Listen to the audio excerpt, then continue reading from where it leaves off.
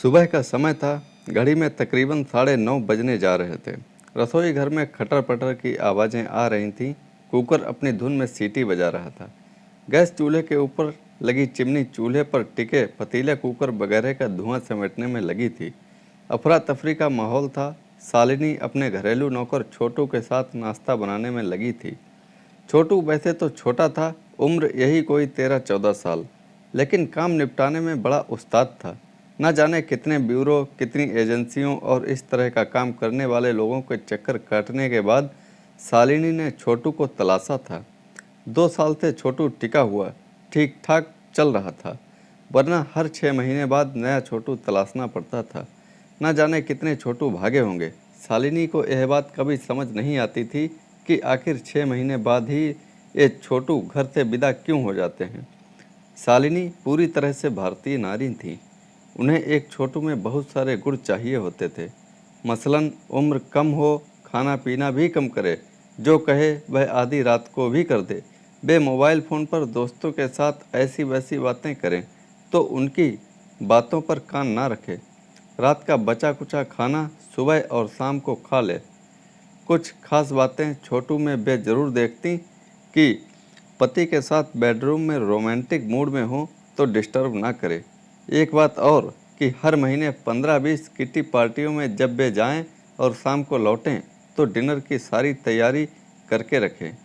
शालिनी के लिए एक अच्छी बात यह थी कि यह वाला छोटू बड़ा ही सुंदर था, गोरा चिट्टा, अच्छे नैन नक्श वाला। यह बात वे कभी जबान पर भले ही ना ला पाई हों, लेकिन वे जानती थीं कि छोटू उनके खुद के बेटे अनमोल से भी ज़्यादा सुंदर है। अनमोल भी इसी की उम्र का था, 14 साल का। घर में एकलौता अनमोल, शालिनी और उनके पति, कुल जमा 3 सदस्य थे। ऐसे में अनमोल की शिकायतें रहती थी कि उसका एक भाई या बहन क्यों नहीं है, वह किसके साथ खेले।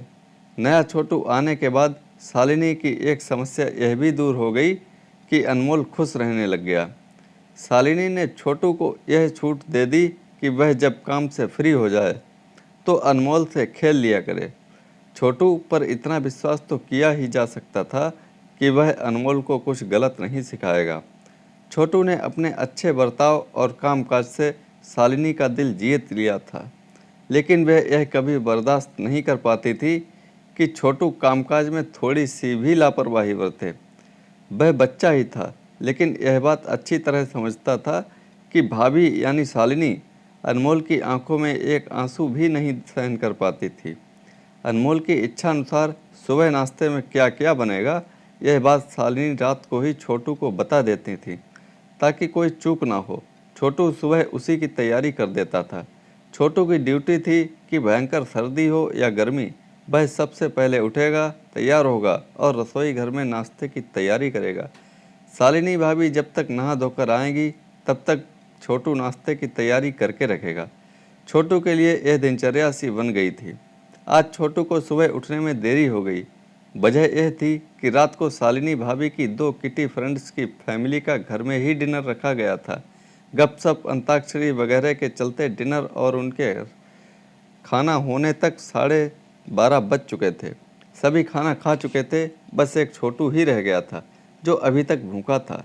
शालिनी ने अपने बेडरूम में जाते हुए छोटू को आवाज़ देकर कहा था, छोटू, किचन में खाना रखा है, खा लेना और जल्दी सो जाना, सुबह नाश्ता भी तैयार करना है। अनमोल को स्कूल जाना है। जी भाभी। छोटू ने सहमति में सिर हिलाया। वह रसोई घर में गया। ठिठुरा देने वाली ठंड में बची कुची सब्जियां, ठंडी पड़ चुकी चपातियां थीं। उसने एक चपाती को छुआ तो ऐसे लगा जैसे बर्फ़ जमी है। अनमने मन से सब्जियों को पतीले में देखा। 3 सब्जियों में सिर्फ दाल बची हुई थी। यह सब देखकर उसकी बची कुची भूख भी शांत हो गई थी। जब भूख होती है तो खाने को मिलता नहीं, जब खाने को मिलता है तब तक भूख रहती नहीं।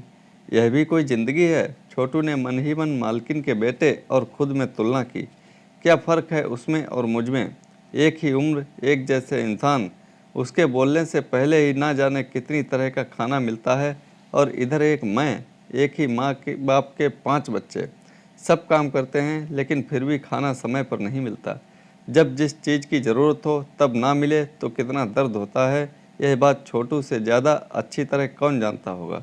छोटू ने बड़ी मुश्किल से दाल के साथ एक चपाती खाई और अपने कमरे में सोने चला गया, लेकिन उसे नींद नहीं आ रही थी। आज उसका दुख और दर्द जाग उठा। आंसू बह निकले, रोते रोते सुबकने लगा और वह सुबकते हुए ना जाने कब नींद आ गई, उसे पता ही नहीं चला।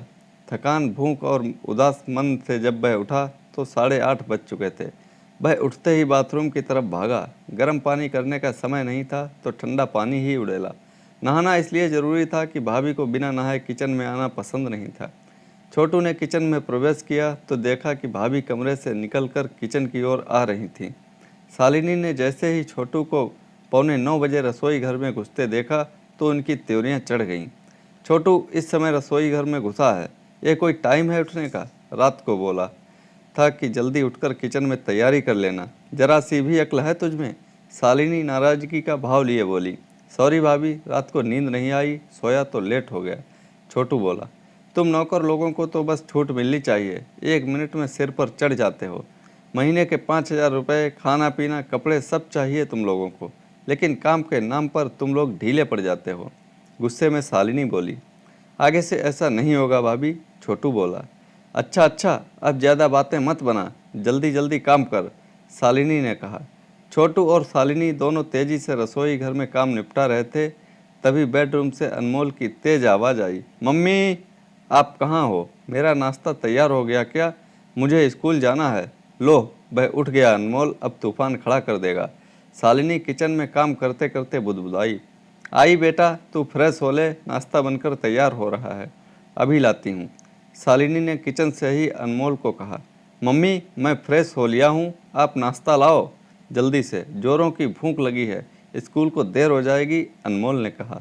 अच्छी आफत है। छोटू, तू यह दूध का गिलास अनमोल को दे आ, ठंडा किया हुआ है, मैं नाश्ता लेकर आती हूँ। जी भाभी, अभी देकर आता हूँ, छोटू बोला।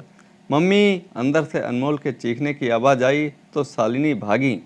वे चिल्लाते हुए बोली, क्या हुआ बेटा, क्या गड़बड़ हो गई? मम्मी, दूध गिर गया, अनमोल चिल्लाकर बोला। ओह, कैसे हुआ यह सब? शालिनी ने गुस्से में छोटू से पूछा। भाभी, छोटू कुछ बोल पाता उससे पहले ही शालिनी का थप्पड़ छोटू के गाल पर पड़ा। तूने ज़रूर कुछ गड़बड़ की होगी। नहीं भाभी, मैंने कुछ नहीं किया। वह अनमोल भैया, चुप कर बदतमीज, झूठ बोलता है। शालिनी का गुस्सा फट पड़ा।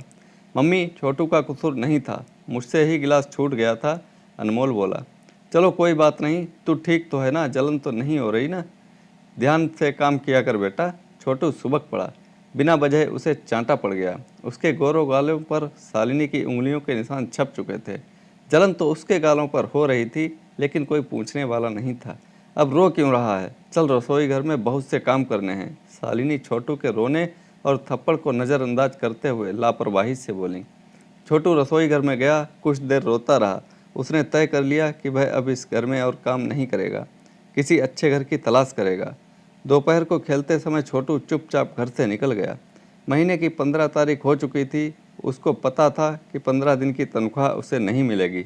वह सीधा ब्यूरो के पास गया, इससे अच्छे घर की तलाश में। उधर शाम होने तक छोटू घर नहीं आया तो शालिनी को एहसास हो गया कि छोटू भाग चुका है। उन्होंने ब्यूरो में फ़ोन किया। भैया, आपका भेजा हुआ छोटू तो भाग गया। इतना अच्छे से अपने बेटे की तरह रखती थी, फिर भी ना जाने क्यों चला गया।